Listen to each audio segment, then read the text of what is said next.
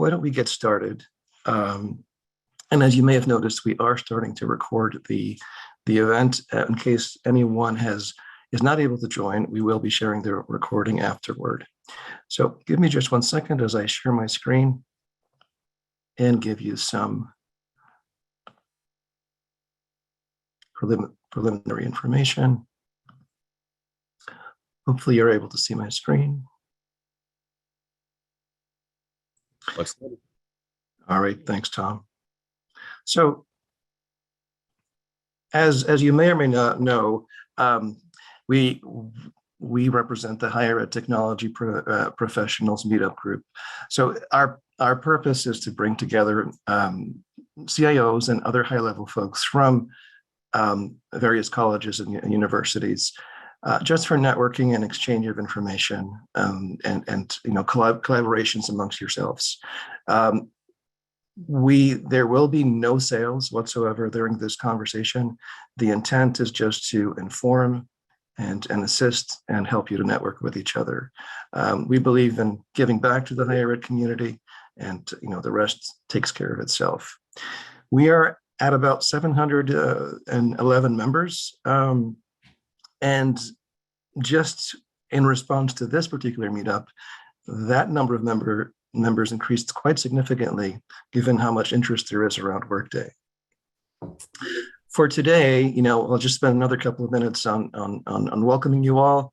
Then we'll go into a panel discussion for approximately a half an hour, but then we'll go into just open discussions with the entire group. So again, don't hesitate to ask questions. And if you've gone through an implementation, please don't hesitate in providing your advice as well to the group. And one note also, this is not sponsored by Workday. So you can be honest on the good or the bad, and hopefully we'll have a good balanced discussion. In terms of who's behind this group, the steering committee is made up of the folks that you see on this list, a couple of semi-retired, high-level folks from well-known universities, Elmore and Michael, and James. I know James is on the call as well. He's the director of technology at Shoah Boston Institute. And myself, I'm Nuno Couto. I forgot to mention my name, but you probably have seen it quite a few times in emails. And then Tom also works with Optimal Campus, and he is helping to assist in the background today.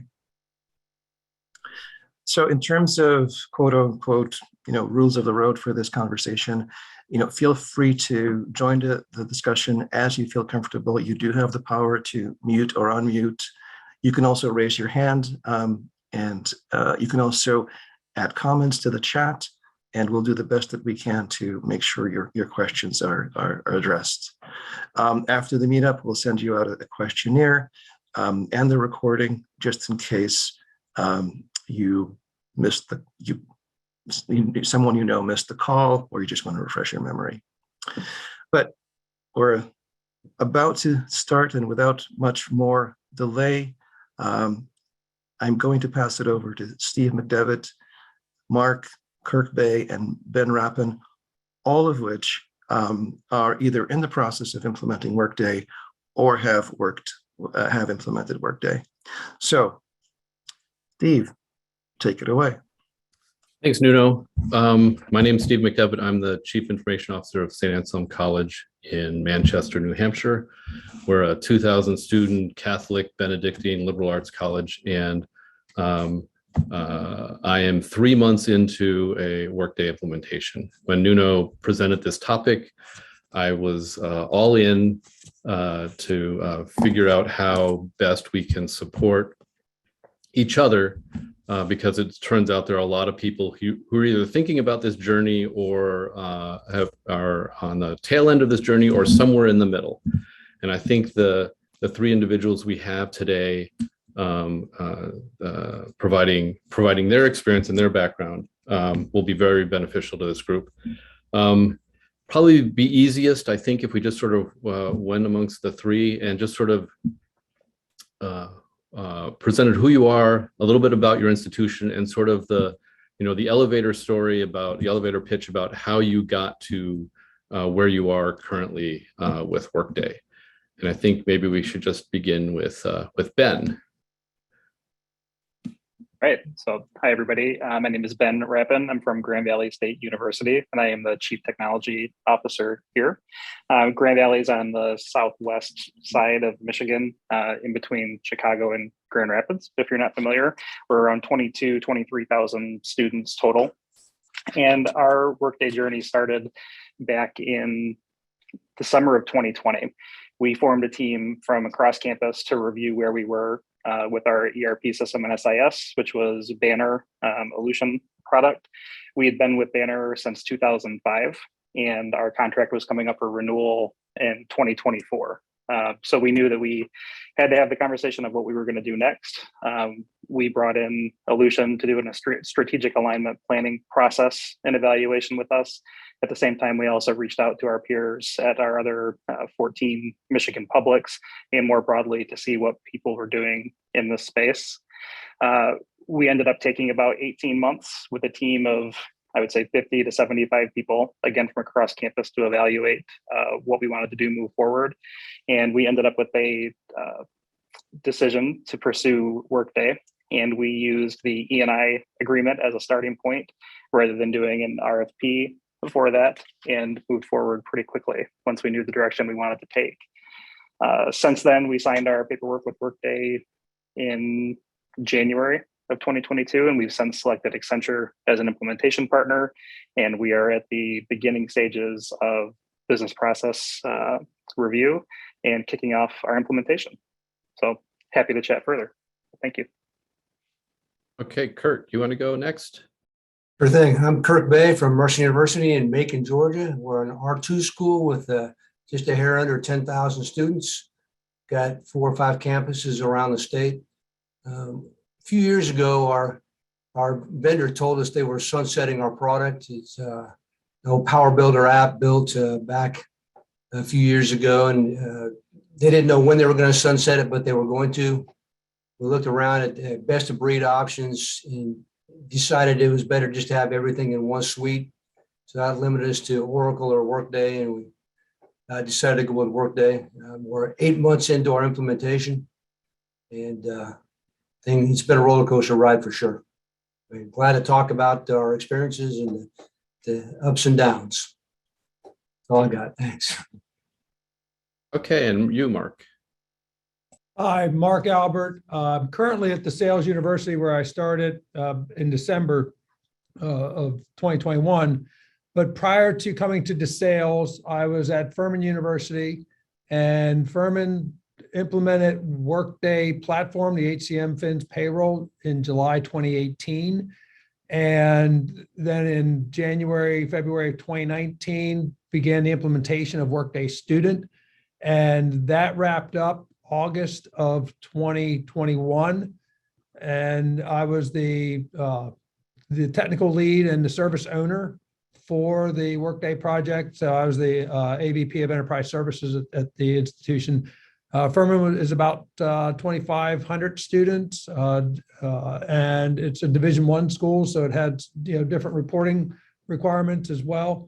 And we used Sierra Cedar as our implementation partner for HCM Fins payroll, and we're using them for student when we realized that we weren't going to be successful, so we ended up switching to Alchemy, and that's what brought it home. So, cool, thank you. And so our story here at St. Anselm is not too different from those three. We started in 2019. Late 2019, beginning our analysis. We're currently a Genzabar platform, Genzabar CX. And we were actually beginning that process in early March 2020, and COVID hit, so everything was put on hold for a little bit. And we picked it up again in early 2021 with the support of the Tambellini Group. I know Vicky here is on the call. And we ended up doing something very different. Originally, we were going to go down the RFP route, but then it sort of transformed into a why not Workday route. And And then through the summer, we did a detailed functional analysis of our needs and came back and did a gap analysis of Workday, and then selected Workday, signed with them in the fall. We selected Alchemy for implementation partner. And like I said before, we're 3 months into it now. So already some lessons learned for us. And that's the goal of this, is to see what we can the lessons learned from those that are collective here. First question I had for the panelists was, one of the concerns that often is spoken about with respect to Workday is the cost. And some of us, and I can speak from my own experience, our current maintenance cost on Genzabar is a small fraction of what our Workday license or subscription costs will be once implementation is done, or even what it is now. And so what was your process and what was your experience in sort of putting together the business case for what you're currently doing? And I think we can just basically go around, follow the same path. And Ben, if you want to give us a start, and we can go from there. Always a victim of the alphabetical order, I think. So for us, I led the review process and in the charge to guide the group through the decision-making process of where we wanted to go. And like you said, Steve, Workday was magnitudes more expensive as we set out than what we were using currently. So we had to examine where we could find savings to help support that. And there were some easy places to start with systems that we were having to prop up alongside Banner to do day-to-day operations. And the integrations and purchase of those tools and licensing was growing more and more expensive every year, as with was supporting reporting efforts. So there were some tools that we could easily check off and say Workday in time, when fully implemented, would allow us to retire some of those tools. And then there was also a growing list of internally developed applications, things like our open enrollment system, or a lot of workflows around supporting employment or HR, finance, and some student processes were all being developed by internal application developers.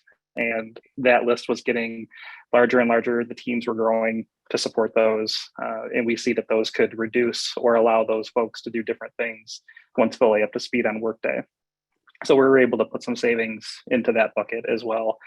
And then also an initiative from the IT side was to reduce the complicated architecture in our data center on campus. And there was a significant savings that we can see and show over time as we move fully to Workday. When we set out to review ERP and SIS, the goal was to do everything at the same time. And when we signed with Workday, we chose to go with platform first, and we're still evaluating the SIS portion. So yet to be seen when we'll commit to getting that portion out of our data center and when we'll see the savings that are aligned there. But it was all part of the equation for ROI. All that being said, the cost was still a little bit higher to go with Workday, but we were able to really explain and share that the user experience and all the efficiency gains that we expect really help move it over the mark to show that full ROI. When do you plan on going live on platform? Currently, we are planning January of 24. And when do you think? We're reviewing those dates right now. Our goal initially was July, and part of that was based on an overall timeline that would allow us to still hit goals for should we decide student in Workday is the way we want to go. We want to roll right into that. But just resource-wise, we're looking at January now. So a little bit of a delay, more than what we thought. And in what time frame do you think you need to make the decision around your SIS? Our goal is within this year, in the 2022 calendar year, so that we can hit those goals again for when we'd want to see a student go live. But I think there are some incentives for us to do that and how we worked, where we landed on our agreements with Workday. But we're not driving all decisions based on that. We really want to give our student financial aid, registrar records, student accounts, time to do a fuller analysis of where they want to go with them. But if all goes to plan, then we'll keep making good movement on that this year. Okay. Okay, let's talk about Mercer and Kirk. Sort of the business case and how you got to where you are. So we're actually an on-prem solution right now for our SIS and our ERP. So we're not going to really realize any actual savings on the IT side of things. More of the savings, what we'll realize is the manual processes that our functional areas have to do now are going to be fully automated within Workday. We maybe got 3 or 4 external apps, third-party apps in our HR shop that will end up retiring. So we'll maybe save $10,000 or $15,000 a year on that. But that really, in the big scheme of things, is just a drop in the bucket. I think the other thing, the biggest thing we're going to see is the peace of mind that folks have and not having to worry about having a non-duplicated process, that everything is going to be the same thing every time in Workday. And it's so when we looked at that, that was one of the things we evaluated. When I talked about the best of breed a while ago, why we didn't want to go with that best of breed, because then we have to worry about moving parts and breaking integrations and things like that. Whereas with it all one suite, where everybody's a happy camper theoretically, and the money's well spent. Okay. It was a short conversation. Yep. And Mark. So Furman moved from on-prem colleague and over to Workday, and the primary driver really had to do with customization. Furman had customized the living bejesus out of colleague, and the main developer, who was kind of a one-man shop in many ways, was retiring or wanted to retire. And so there was a tremendous amount of technical debt that needed to be shed. And the best way to do that was to look at cloud offering for the ERP. And going through the process, yes, Workday cost more, but how much more? It wasn't a tremendous amount more than what colleague was costing, but the implementation costs certainly were not something in the regular budget.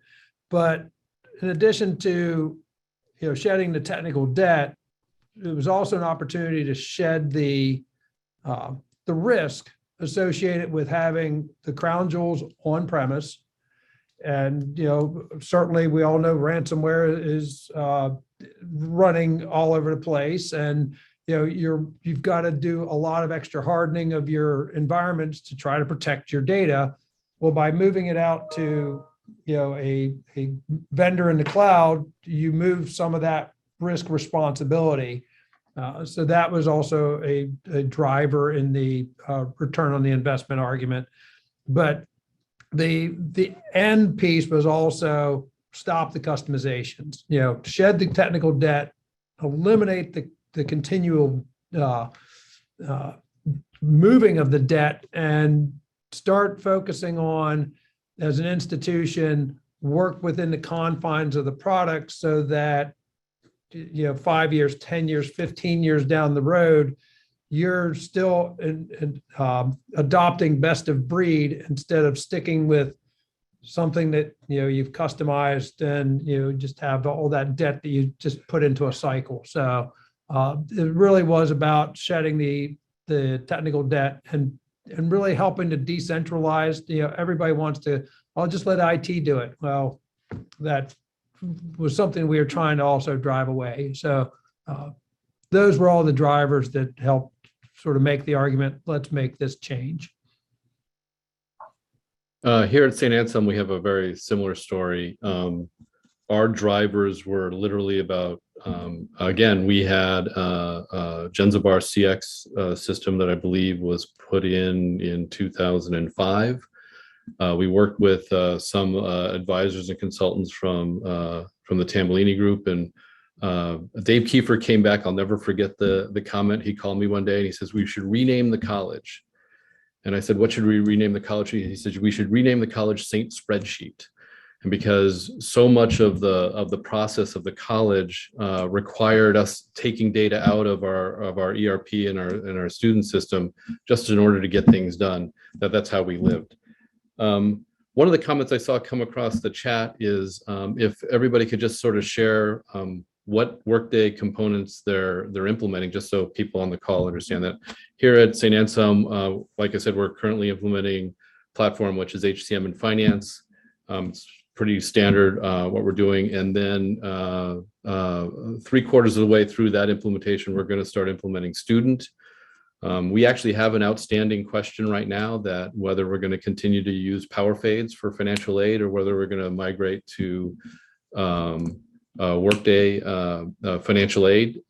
It's one of those things where, and there's a complexity component, there's a business process component, and there's a cost component, especially considering that financial aid is part of the Workday student SKU. So, but Ben, what are you guys implementing? I think you said that, if I'm not correct. Yeah, I was just actually trying to pull up our SKU list.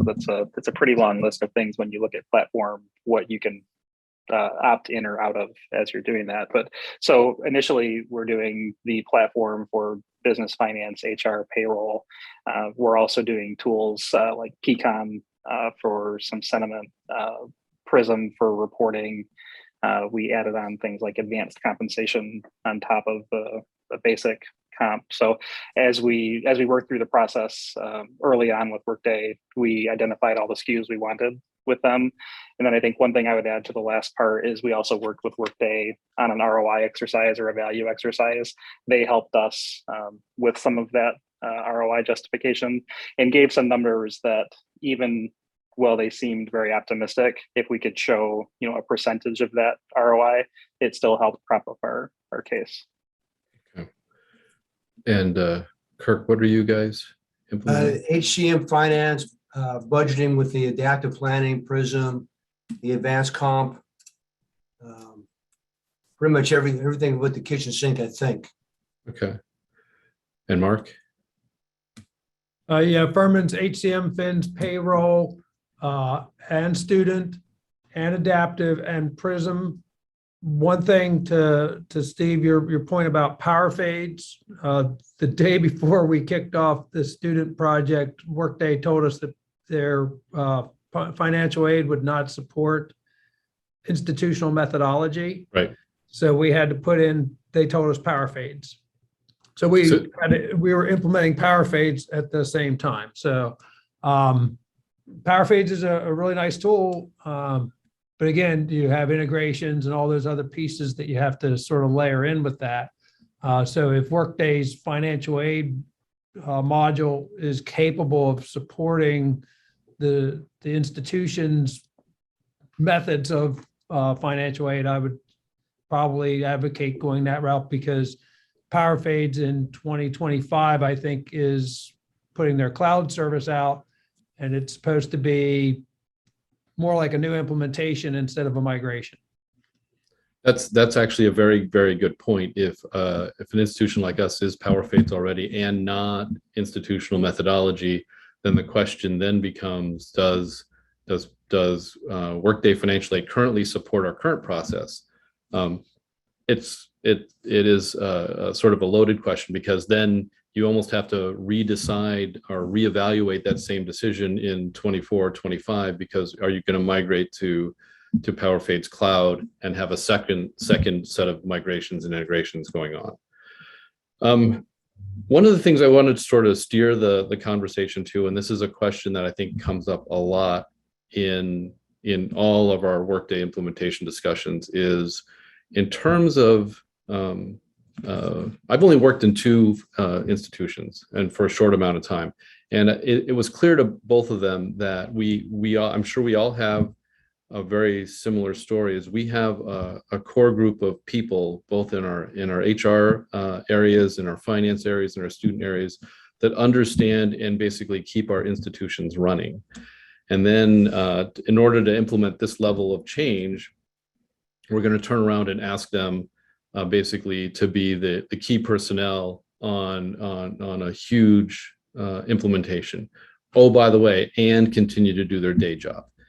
And And so the one question I have, and we've already done some planning and have some experience on that, but for the three panelists, it's like, what is, sort of the honest, truly honest discussion around, did you just hunker down and do it with heroic efforts, or did you backfill certain positions? Did you bring in extra help outside of your implementation partner staff to do that? And I'm going to go the other way now, since Ben is feeling always, because his name begins with B. So why don't we start with Mark? Sure. And I'm used to first name or last name, depending on which alphabet you're going with. So we kind of went with the heroic effort approach, partly because, the cost of backfill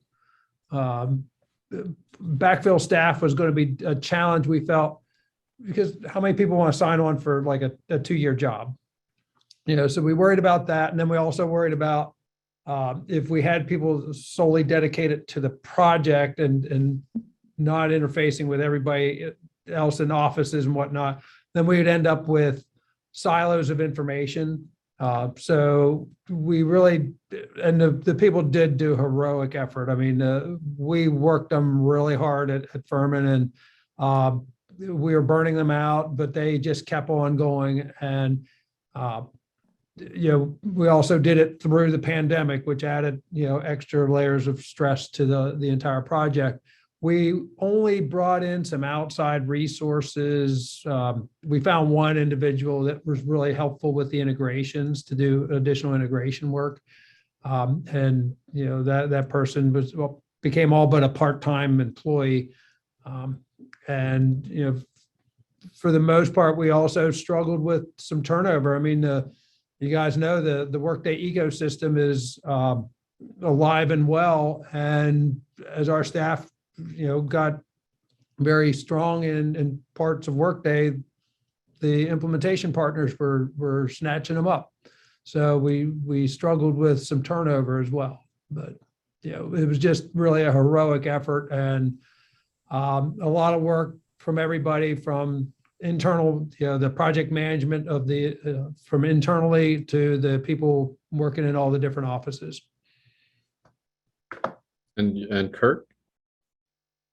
We took the heroic route as well, partly because we weren't given a sunset date on our legacy app, or a hard sunset date. They initially told us it'd be 15 or 16 months, and that rolled out to 18 months. And by the time we took it seriously, we were ready to, knocking on Workday's door, and decided that getting temp folks in place, getting them trained, and having to validate everything they were doing was just not worth the effort.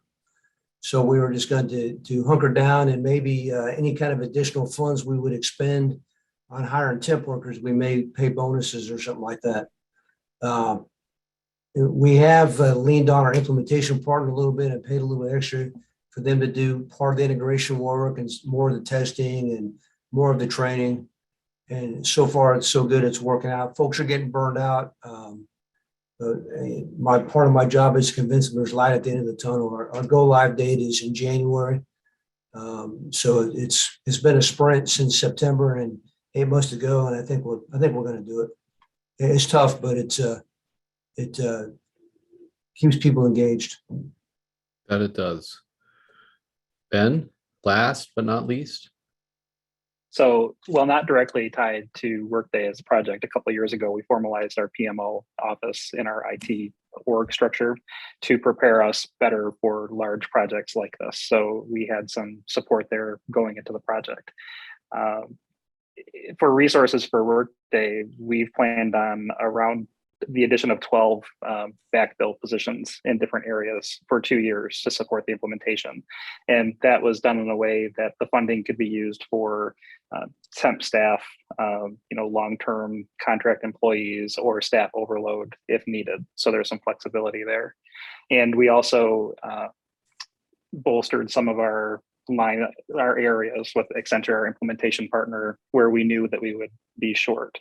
And our our staff is lean in some areas. We don't have a deep bench and all the subject matter experts. So we wanted to be careful not to put so much on them that they couldn't do their day-to-day work at the same time. And I will say, since we've started, we've already seen some departures in key areas that I didn't expect so soon. So we're working through that process as we go. What was your backfill in the functional areas, or your backfill in sort of additional IT support, or both? I would say more so in the functional areas. The backfill was for, making sure payroll could still run and people could still get hired while we pulled all those people off to the project. And in IT, we bolstered some change management support and one of our systems areas folks, so they could take on some of the work that other analysts were going to be pulled from for Workday. So what we have here is we have two institutions that have done heroic efforts, and then Ben seems to have at least providing a reasonable number. We're kind of in the middle here at St. Anselm. We recognized early on that we didn't have the project management staff, so we've actually hired an external project manager that's independent of our implementation partner. One of the things we also recognized early on is that our lack of documentation and formality around some of our business process is something that we needed to address. And so we've identified a business analyst who's going to come in, and it's not going to be part of the core project, but it's certainly going to run parallel to it as sort of an additional resource. And then again, we don't have a deep bench, so we're leveraging our current consulting sort of contractor firm that supports our Genzabar implementation. And those who have Genzabar probably know some of the folks I'm talking about, because they realize that many of their Genzabar clients are moving to Workday, so there's an opportunity for them to be involved in part of that transition. The last thing I wanted to talk before we open this up to the broader questions is one of the things that is of great concern to me, and how this implementation occurs, especially from the three panelists, is how you address, or how you're planning to address, or how you have addressed the change management side of this initiative.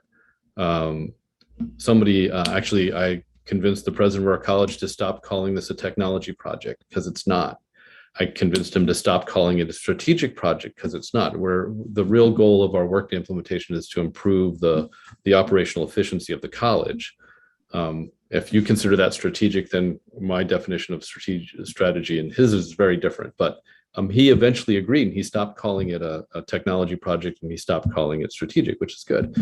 But most institutions, and I've worked 2/3 of my career outside of higher ed, and I think it's safe to say that higher ed has a change, a resistance to change behavior that does exist, and it's widely discussed. And so I'm interested in the three panelists is, what did you do to sort of address the change management? I mean, did you address it head on, or is it something that you just sort of worked in around the edges? And we can start with you, Ben, because we're going to go the other way now. Sure. So we tried to start pretty early. We knew that change management was going to be critical from the very beginning. And we tried to make sure this was widely communicated, and the review group was comprised of a very broad audience, from academic, the provost side, all the functional areas. So everybody had a chance to know what was coming. And we were very honest throughout the whole review that should we decide to make a change, or even if we didn't make a change, hard change was needed, and it would be a couple of rough years to implement the change, and we would all be better for it on the other side. So we communicated that often. And then as we got closer to knowing the direction that we were going to take with Workday, like I mentioned, with the resources that we were adding, we planned on adding a resource specifically to help with change management. And one of the areas that we brought in more support from Accenture on was some planning around change management. So with them, they had kind of tiered packages of to what extent that they could help with. We went with a higher tier than we had initially planned, and are now going through the process to hire a change management specialist to help with that internally. And Kirk.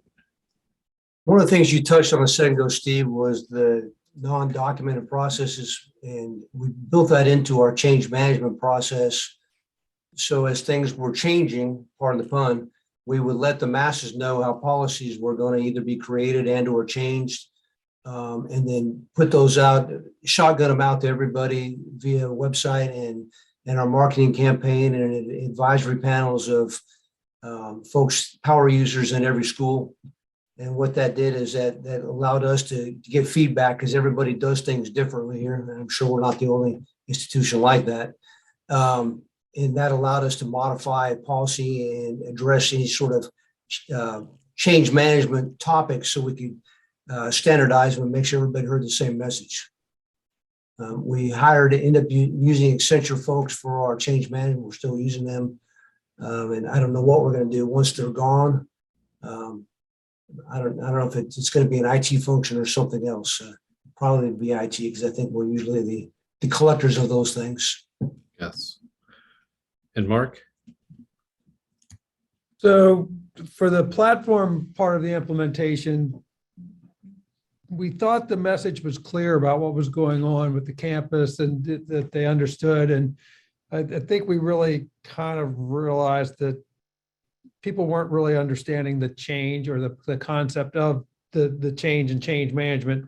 So when we got to student, one of the things we did was we did create a temporary position that focused on change management and adoption. Much like many schools, Furman didn't have a lot of what I'd call standardized or formalized documentation. So business processes were kind of, well, that goes back to that the customization and all the technical debt that was accrued. The business process was sort of like read the code to figure out what the process is. So we started documenting some of those things and then tried to make people understand when you go to make a change, we need to ask the question, who else needs to know? Be better, approaching of change.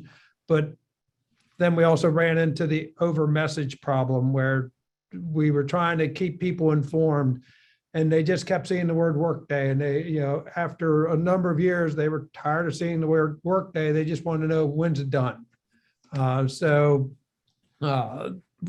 We focused a lot of our change management and adoption space on making sure we had good little videos, little training sessions and opportunities for people to come in and learn the product and know how it was going to work and how things were going to transition. Okay, on this day, stop doing transactional things in colleague and switch them over to transactions are happening now in Workday, and making sure that people understood how all those things were coming together. We had looked at using the implementation partner change management piece. There was cost concerns about that, so that's why we kind of went with it in-house.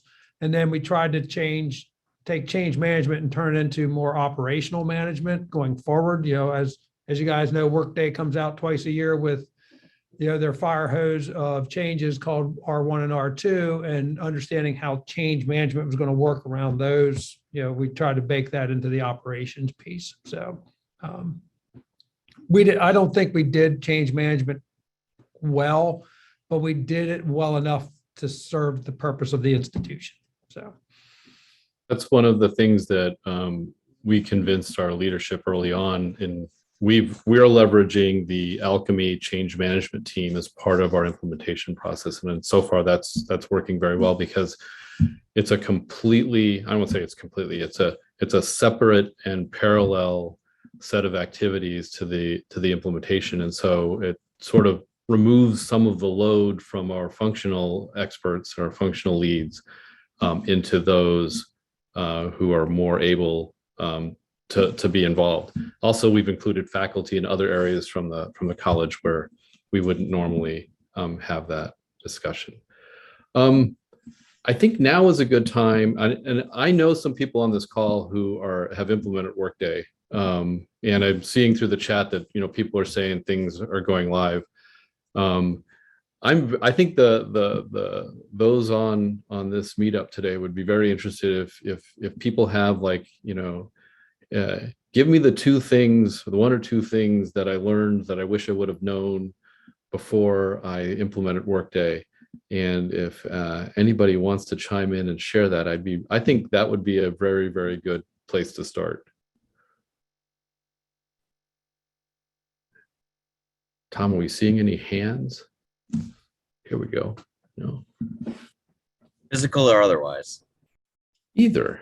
So one of the things I would say that I wish we would have done at Furman is more of sort of creating an understanding that this was an opportunity to be looking at business processes and reimagining business processes. We ended up with platform in particular that people just thought, okay, we're replacing colleague with Workday, so it's going to work just the same. And there were some business processes that were rooted in 20-year history and not necessarily forward-leaning. And when we got on the other side of the project and then spent an awful lot of time in post-production support of the HCM Fins payroll side, then people started to think, oh, we should do this differently. And obviously you spent a lot of money implementing what you had, and now you want to do it differently. It would have been easier to measure twice and cut once instead of measure, cut, because now you got, keep revisiting it. So I would really encourage anybody that's in flight or thinking about it is to really, having a business analyst that's really good at facilitating discussions around business processes and pains and gains and having those discussions would really benefit in the project implementation. Very true. We've adopted and again, we have very immature, very poorly articulated business processes. And so, and I'm very lucky right now that both the functional leads in our HR area and in our finance area have both sort of adopted the same philosophy. And so in a weird way, a lot of what we're doing is, sort of best practices as delivered by Workday, because, what they've delivered thus far is far superior to the current process in many cases, which is manual. And we could all share war stories about manual process that exists on our campuses, because I think there's a lot of it.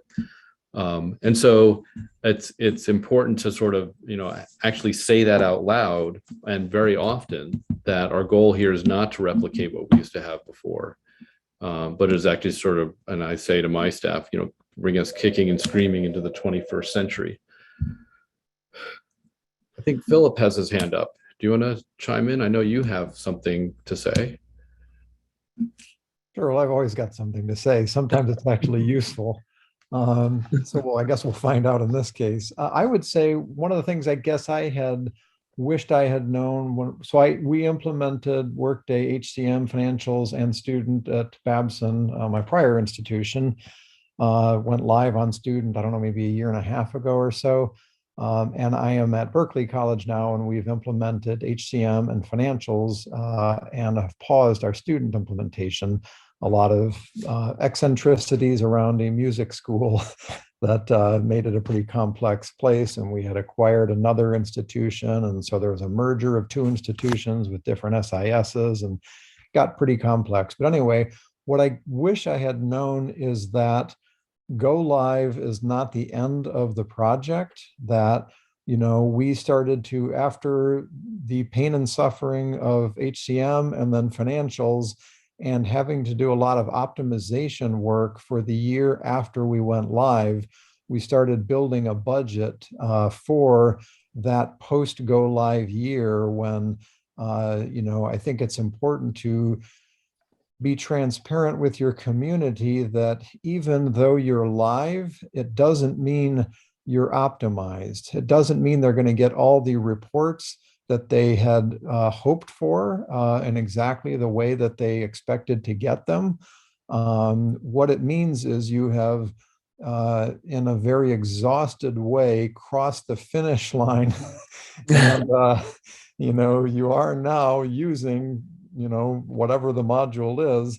But I think that sometimes people think that when you announce that you're now live, they think they're going to see what they saw in the demos, a couple or 3 years ago. And the reality is, I think it's wise to build in, or, to manage expectations from a community and change management perspective, but also from a budget perspective, building in extra time after go live to make sure that you can, work with your community then to get them what they actually need now that you're live. Thank you. Steve? My question revolves around the 12 months of implementation for finance and HR. At first, I was shocked when people said that, and then it's sort of become normalized for us at this point. That's the first part of the question. The second part is, and Steve, you touched on this a little bit, how much did the best practices or the guidance of industry standards from your implementation partner help you with change management within your institution, within your business offices? So we're working through the change management process right now, and they're following that sort of, like I said before, we're using Alchemy, and we're following that ProSci model, which I think is very good. We've also been very intentional and perspective about who we're involving. We actually have a change management committee that involves a large number of people, again, outside of the normal IT, HR, finance. I don't know who said it a few minutes ago, but, my mental model for a long time was, well, are people really going to be upset about where they clock in and clock out, and how they change their benefit selections? And it's like, well, some people are, and it's like, because they're used to what they're currently used to. What was your other question? Well, really, my other question: did the implementation partner help you work through some of those change management issues just by adopting best practices? So we have, we're 3 months into it, and so people who have gone through this process, and we started in January. Our go live for HCM and finance is January of 2023. So we're doing it in 12 months. Mm-hmm. Where, like I said, we're 3 months into it. Everything's green right now. We're on schedule. I have a very good integration and systems team that understands, our current data very well. We did hire somebody who's 100% focused on data out of the current system, but also we're going to transition them into a different role once post implementation. I have a very weird situation in that I think I said a few minutes ago, that I have people in finance and HR that basically hate our current process and hate our environment so much that our controller, who's involved in a lot of these discovery and planning meetings with Alchemy right now, I mean, the Alchemy team has come back and said to me, it's like they've never experienced anything like this, where it's like she's just literally making decisions in real time, because we know what we currently have right now is so far from, sort of the center line of where we want to be, that in a lot of cases, we are basically embracing best practices as delivered by Workday. Mm-hmm. I realize that, some organizations, that's not going to fly, because they need, and again, I think it depends on the maturity of the organization and the maturity of the leadership. And that's where, how, and my own personal experience in other both non-higher ed organizations and large nonprofits and government, how did we get to the process that we have today? Oftentimes it's because somebody 20 years ago or 25 years ago made a decision, and then somebody picked that up and added to it, and somebody changed it 5 years ago. One thing that helped our perspective very, very much, and we had a large meeting with a lot of the stakeholders involved in this a few months ago, is to pause the conversation for a minute and I just said out loud, I said, the decisions that we're making here are going to affect the institution for the next 20 or 25 years. And somebody said, no, they're not. It's like, no, they are, because the decisions we made in 2004 to go to Genzabar and how we implemented Genzabar in 2004 and 2005, we're still running. And we're not going to be off Genzabar until 2023 or 2024. So in essence, those decisions are impacting the institution for 20 years. And I think when people think in those terms, you get a different set of decisions, and hopefully, and sort of the willingness to break down some of the silos is another thing that we're also focused on. I've been dying to ask Vicky if she has anything, because I think she has seen a lot more than in terms of what institutions have gone through. And I don't know if she's willing to add some perspective to this. You're on mute. I think the main thing is the amount of planning that institutions do in advance is something that is much more understood today than was understood even 2 years ago. And we're seeing that taking the time before making a selection, whether you decide to select Workday or another solution, is critically important, because every institution's situation is a little different.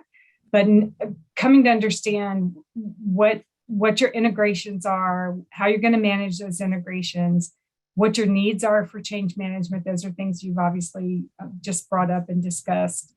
How you're going to address that change management in terms of funding, the issues that you've already addressed around backfill, whether you're going to backfill or not, how you're going to manage that, dealing with all of that in terms of having an understanding. And then if you've got to have an integration platform, putting that in place ahead of starting a project for like a Workday project or like a system replacement is of critical importance. And then looking even at identity and access management and dealing with that before you start a replacement project, like a Workday project, is also important. And then the other thing I would say is, we've talked about on this call the expense of these projects. And one of the things that I know that those of you who went early down this Workday path experienced was that not understanding well in advance what the total cost of these projects look like, what has been a big problem. And so now institutions understand much more specifically that knowing what the budget needs to be, an all-encompassing budget, not just what you're going to pay the vendor, but what it's going to take in terms of personnel long-term, is of critical importance. Because if you can't get support for what the environment needs to look like long-term, then you don't even want to start the project, right? Because as a CIO, it's your biggest nightmare as you start down this path and then you can't sustain what you've entered into. So we're seeing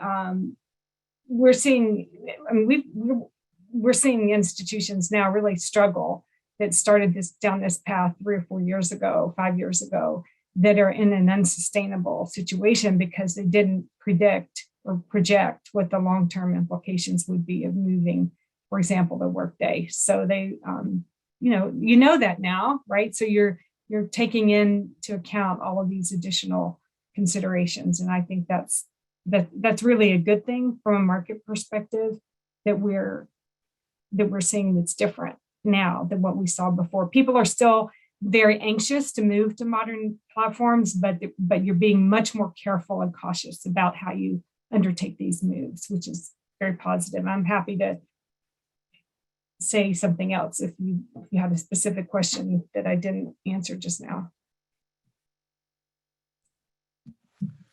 I'm good. That last point, I think, is a telling one.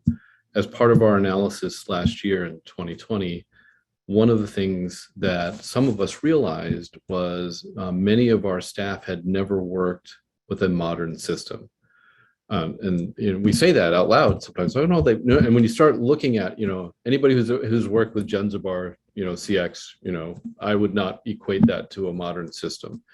And so this is a real change in how they think and how they, it's almost like we're training our staff and our resources to think in Workday instead of think in spreadsheets. And that's one of the core fundamental changes that's going to impact a lot of people. We did have a couple questions that Tom's shooting my way. We have a question from Michelle. I think this is to the panel. Do any of you who are live on Workday utilize a service management platform as well? Ben, Kirk, Philip, I mean, you're anybody going once?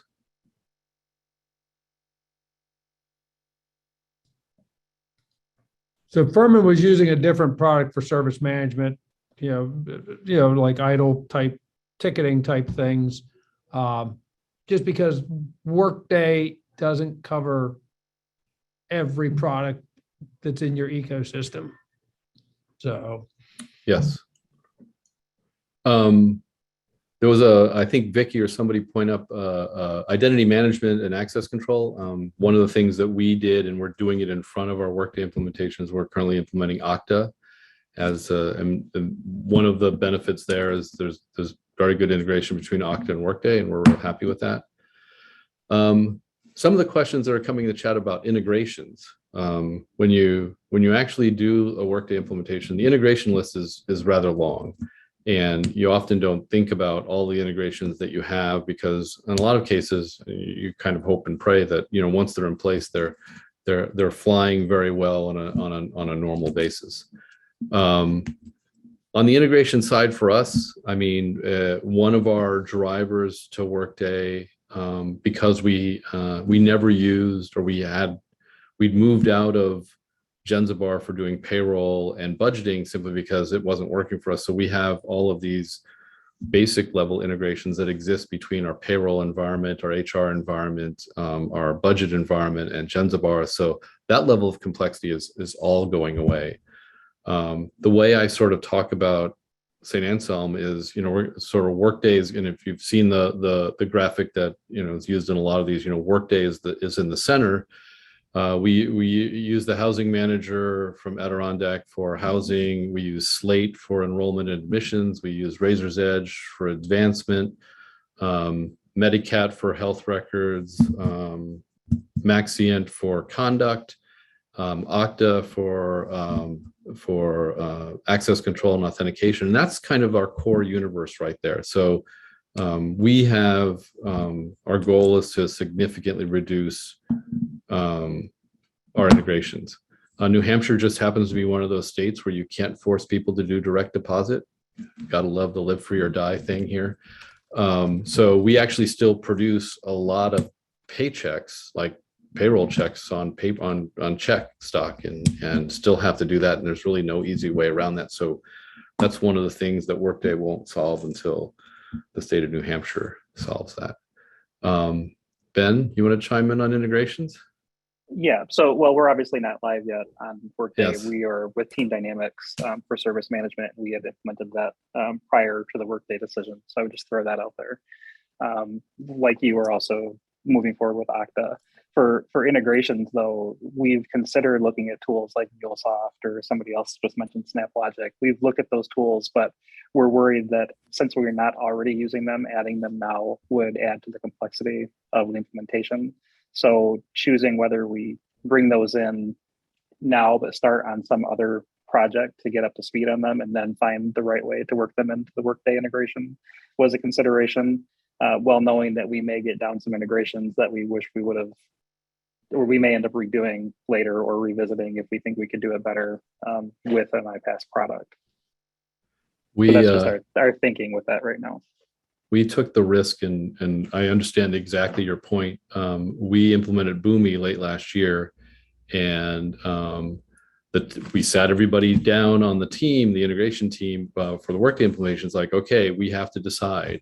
and they decided to go down the Boomi path, and it was the best decision we ever made, because going through the iterations of for the various tenants in the launch process, that data extract and load needs to be a repeatable process, and basically your goal is not to have any manual intervention in the mix, so you're not creating any issues.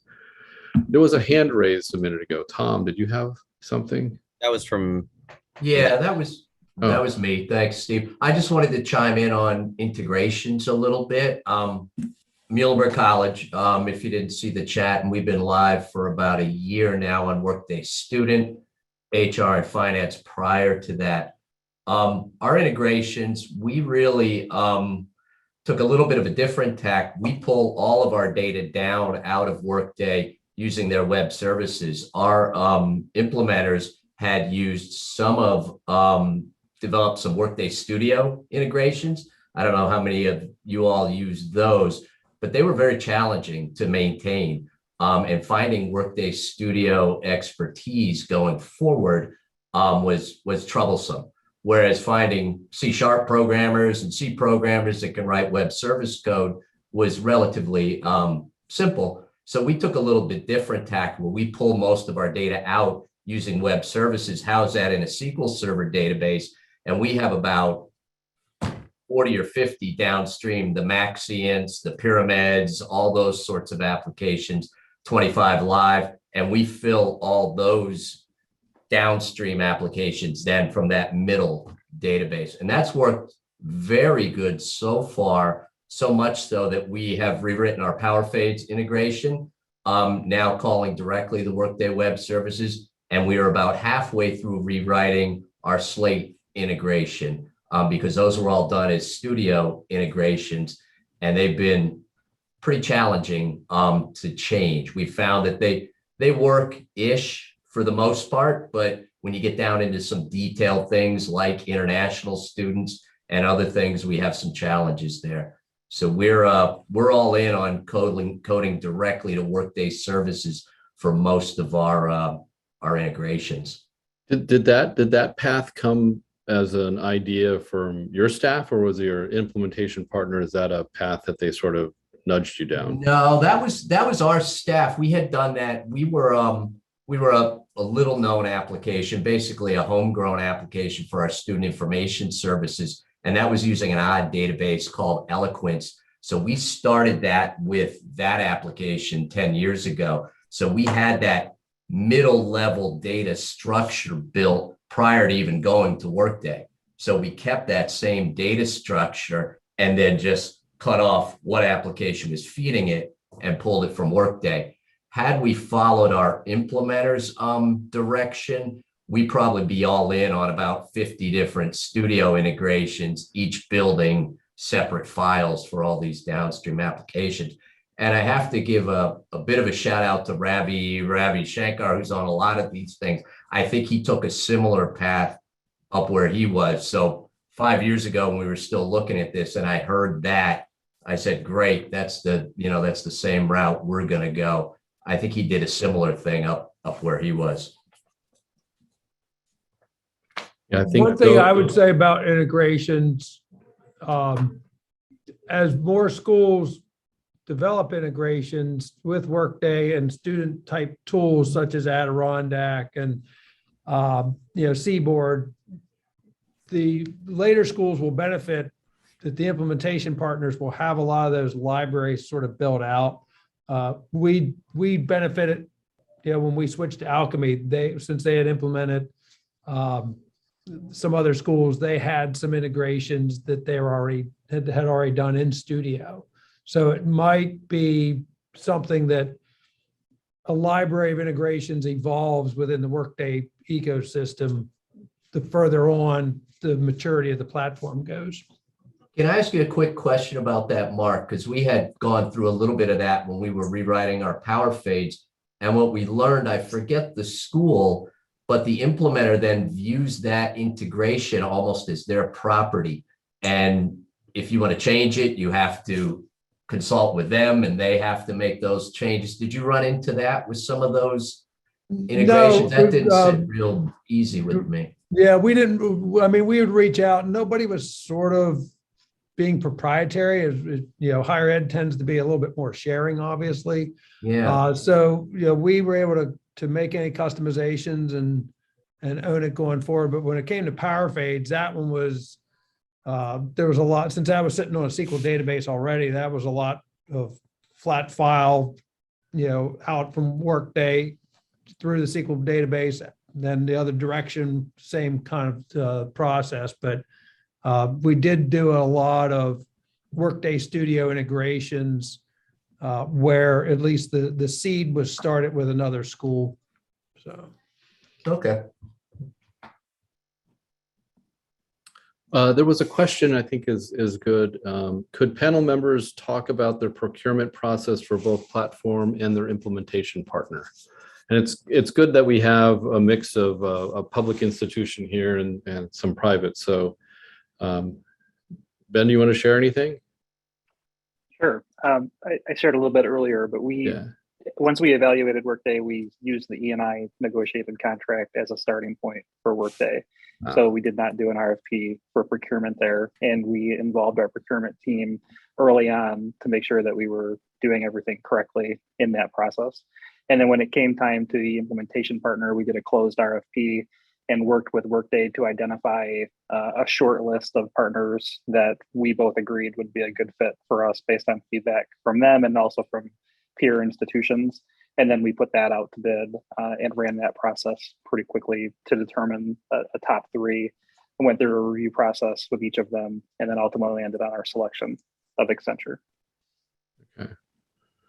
Kirk or Mark? Yeah, well, once we identified Workday, and reached out to Vicky, and Vicky helped us identify possible implementation partners and also the negotiation pricing with Workday. we used Vicky as well at Furman. At the time, Workday gave us a list of 3 implementation partners that we had to pick from. And because there was only, those 3 were certified for student. And interestingly enough, none of the 3 are left. They've all been absorbed or got out of it. And then when we made the decision to go to Alchemy, that was based on, talking to Ravi and others that were having success with an implementation, and we didn't have to do an RFP or anything. We just, made the choice to pick them and go. Mark, what year were you implementing? Did you start your student implementation? We started student in 2019. Okay.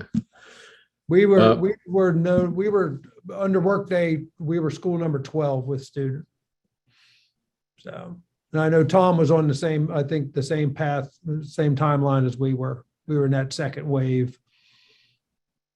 Okay. We engaged Vicky and her team, both for the evaluation of Workday and the gap analysis.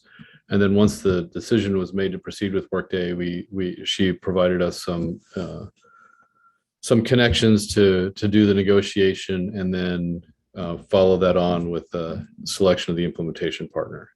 I don't think I could have done that with my internal team. So I don't think it's something that anybody could do without people who have prior experience in the space.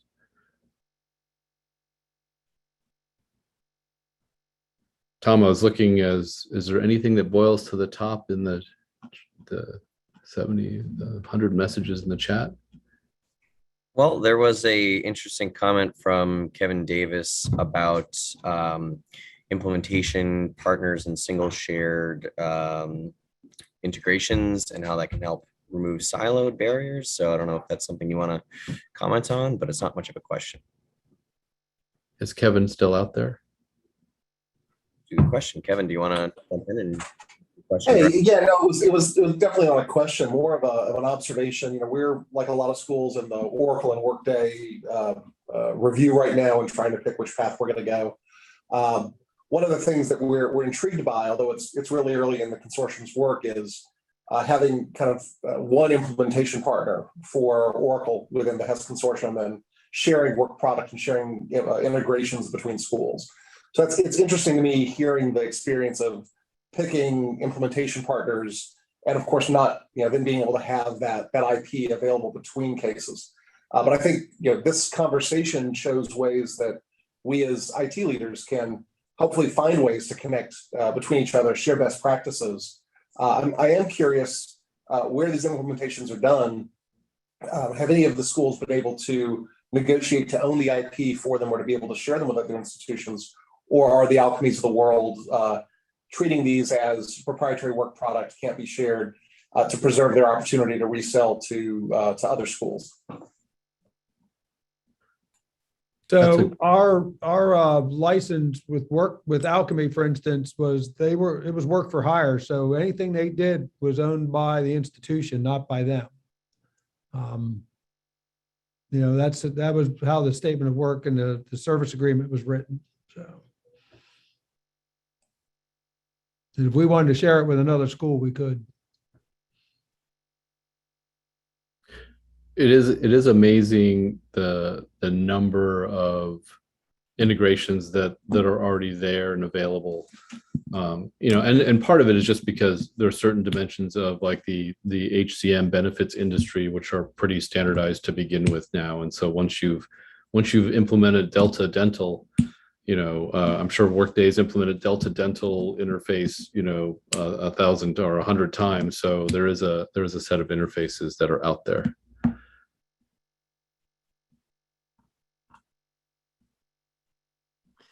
Steve, there was an interesting question that I saw in chat. Basically, has anyone out there actually evaluated Workday and Oracle and just decided we're not doing this? It's just too expensive to go anywhere. We're sticking with what we have. Vicky, I see you nodding your head. So I'm here at DeSales now. And we've had the conversation, and I've made the decision that we're not even moving our colleague instance here to the cloud just because of the extra cost annually. I mean, they tell you that there's cost savings, but that's an expectation that I'm spending hundreds of thousands of dollars a year on the infrastructure to support colleague, but I'm not. But the institution coming out of the pandemic, certainly everybody knows budgets are, they didn't get larger. They're getting tighter. And with the cliff, we just feel that the institution can better spend the extra cost of going to cloud or switching ERPs. It can be put into program development and other things that will actually recruit and retain students. So.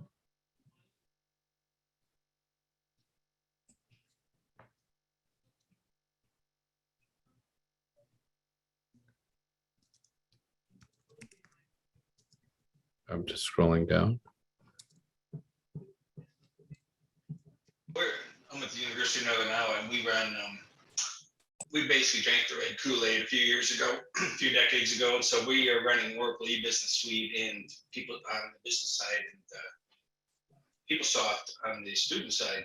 And you asked about whether we've done a study, and we really haven't done a study about where to go, but in our interactions with these systems that we currently run and with Oracle, they make me feel like, our days are limited. They're telling us, each of these systems has a 10-year horizon they're willing to commit to, and that they don't know the systems are going to exist after the 10 years. They keep expanding it, but who knows what that means.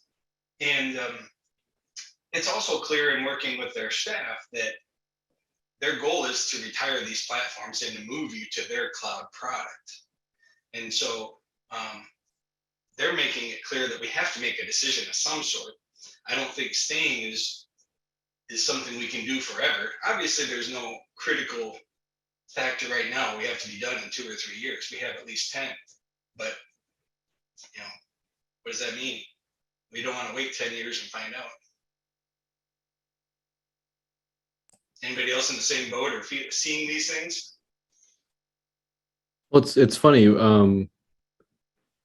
not in higher ed, but in my prior part of my career, I mean, I went into a very customized, homegrown application environment, and the only real savings occurred when you eliminated that last system, because you're paying for the infrastructure where I have 4,000 gallons of diesel in a tank underground outside that I have to deal with on an annual basis, and your data center infrastructure, your HVAC, your fire suppression, your comms, all that stuff doesn't really go to zero ever, but it doesn't even drop off that cliff until you get to that critical mass where it's not hosted on-prem. One of my goals here on this campus is to get rid of one of our data centers. And we have 2 big data centers, and I understand why they built the 2 of them, but just everything times 2 is part of the business case for getting to Workday. In the past 3 years, we've went to Office 365, we've gone to Box for departmental and file users. We're going to Workday. We still have power fades on-prem, and if we stick with power fades, that is something that'll move to the cloud in a few years. But the goal is to basically have a really nice network on campus, and then basically reduce our data center footprint to nearly zero. You basically have to do it all, otherwise you're not going to realize Right. that benefit. I agree, and there's another aspect to that too on the software side. If you're working with Oracle and you have a large contract that was all the software is contracted at once, you can't cut pieces of that out. They won't let you. Yes. So, we moved from our PeopleSoft CRM to Salesforce. We still have to keep it. We still have to pay for the CRM for PeopleSoft, whether we like to or not. They've retired products on us that we still have to pay for. It's in the contract. So that's another factor. This has been good. I think, I don't know if there's if Nuno's thinking of a follow-up conversation. At least one thing that's sort of in the back of my mind, I think for those who are currently in the implementation process, next January, the end of January, 4 weeks after a number of people on this call are going live, I think it might be worthwhile to have another one of these, and really sort of dig into what worked, what didn't work, how much alcohol was involved. I had somebody the other day say, well, in some implementations, it's work day, work night, and work weekends until it gets done, and then it's just work day. So I don't know if that's the experience that other people are experiencing. That holds true right now, yes. Yeah. A lot of 20-hour days. Yeah, and I had the conversation with our CFO, and I don't remember who mentioned it earlier. Once you get some of your staff, fully up to speed, and they've been through all the Workday training, and they, the value of their ability, their earning ability goes up dramatically if they're willing to go down the consulting implementation partner route. The implementation partners that we dealt with, both in the evaluating them and the one we've selected, it's clear that most of the ones that focus on higher ed get their key personnel from institutions just like ours, and that is a real concern that we have, is how do we maintain the good key folks that we have here now, and will be worth a lot more in the marketplace a year from now. Steve, I'm happy to bring that suggestion back to the Meetup steering committee in terms of an upcoming Meetup event. There is also a mention, or a couple of mentions in chat, about having a quote unquote debate about Workday as opposed to Oracle ERP Cloud. Any reactions to that, or any other thoughts on what would become a good follow-up meeting topic? Oh, I see the Steve has got his thumbs up. Feel free if you want to give your thumbs up or thumbs down, or just put something in chat. We also got a comment, not to interrupt, but we got a comment on potentially another topic, which would be the integration of DocuSign and Adobe eSign. That was a suggestion as well from chat. Okay. Yes. How about that topic? Any interest in that topic? And once again, we'll be sending out a questionnaire after the meetup with some of these questions, so you folks can provide feedback as well. I wanted to also draw attention to a comment that Mark made, Mark Albert, you made regarding the WINS group. Do you want to mention that again, Mark? Because I think it could be useful to a lot of folks in this call. Yeah, so for members of small schools rising in 2019, a bunch of us got together and formed the Workday in Small Schools, WINSS group, and it's hosted as a list by Haverford. So it's hc-winss@haverford.edu. All you have to do is send an email to that email address and ask to be included in the list. Last I looked, there was over 250 members, a bunch of different schools. It's a great place to ask questions. If you're having a problem with Workday, or you're wondering how somebody's solved one thing, when there might be two different ways to approach it, ship it out to that group. Generally, someone on that group has done something or come close to it. I was using it to also just survey the group. Hey, fill out this survey form and tell us what you're doing with this, just so that we would understand. So, but yeah, look in the chat, you'll see the address. It's been a very helpful resource for me when I was at Furman. Send that out as well with the questionnaire. Any other documents or any other links that folks want to share, we can send that out. Yeah, absolutely. If anyone has anything, whether it's a template for an ROI or another group that could be of assistance to this group, please don't hesitate to reply to me or Tom or anyone in this group in the panels. Steve, I don't want to interrupt you if you had something else to say, or any of the panelists had anything else to say, but we are coming close to the end. So maybe I will interrupt you. I just wanted to say I think this has been a good conversation.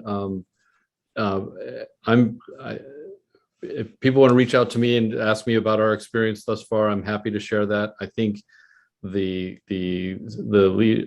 higher ed IT leadership community is a very generous one, which I really do enjoy. I see some people on this meetup that I have reached out to, just cold called them in the past, and have gotten people willing to share a little time and experience, and so I always appreciate that. And so I think this meetup is good because we're all kind of in the same boat, right? Some boats are bigger and some boats are smaller, and some boats are moving in different directions, but we're all in the same boat, and the problems aren't too different if you listen to the conversation today. So thanks, Nuno. Oh, you're welcome. I was also going to mention, I don't know if you all noticed in the EDUCAUSE posting related to this meetup, Leah Lang, who is from EDUCAUSE, mentioned that they have a tool, and I posted it in chat. It's the Analytics Service Portal. It's relatively new, but it gives you information about multiple types of implementations, but also Workday and who's doing what with Workday implementations. So it's called Analytics Service Portal. Let me see if I can put a link to it here. Give me just 1 second. So I just put it in chat. I don't have much experience with it, but Leah, are you on? I know that she mentioned she might be on. No, okay. Anyway, I wanted to make sure I thanked especially the panelists for joining. Steve, thank you so much for facilitating. Kirk, Mark, Ben, really appreciate your time. If anyone has any questions after this meeting, wants an introduction to anyone else in this conversation, I'll do my best to make that introduction. I put my email in chat, so feel free to reach out. We will bring back to the steering committee of the meetup the topic about comparing Workday and Oracle ERP. I think that's it. Tom, am I missing anything? Steve? Go ahead, Tom. I was just going to say, I think that's it. You covered it. All right. Well, again, once again, thank you so much, everyone, for joining, and we certainly hope this is of assistance to you. Take care. Thanks, everyone. Cheers. Bye-bye. Have a good weekend.